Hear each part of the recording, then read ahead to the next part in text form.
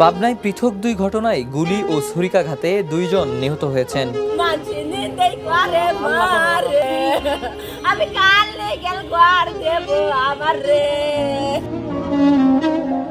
সোমবার রাতে পাবনা পৌর এলাকার জামিয়া আশরাফিয়া মাদ্রাসার সামনে আলী হোসেন নামের 53 বছর বয়সী এক ব্যক্তিকে গুলি করে হত্যা করে দুর্বৃত্তরা। প্রত্যক্ষদর্শীদের ভাষ্য অনুযায়ী সন্তানকে মাদ্রাসায় রাখতে গেলে আগে থেকে ওত পেতে থাকা হামলাকারীরা তার সন্তানের সামনেই তাকে গুলি করে পালিয়ে যায়। ঘটনাস্থলেই তার মৃত্যু হয়।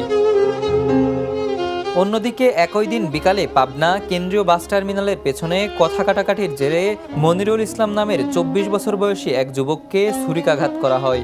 গুরুতর আহত অবস্থায় তাকে প্রথমে পাবনা জেনারেল হাসপাতালে এবং পরবর্তীতে রাজশাহী মেডিকেল কলেজ হাসপাতালে নেওয়ার পথে মৃত্যু হয়।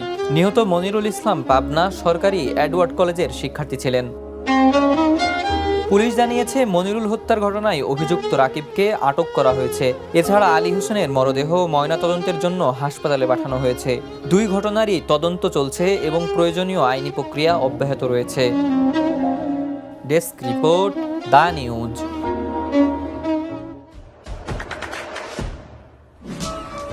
দেশে দেশে সবার সাথে দ্য নিউজ।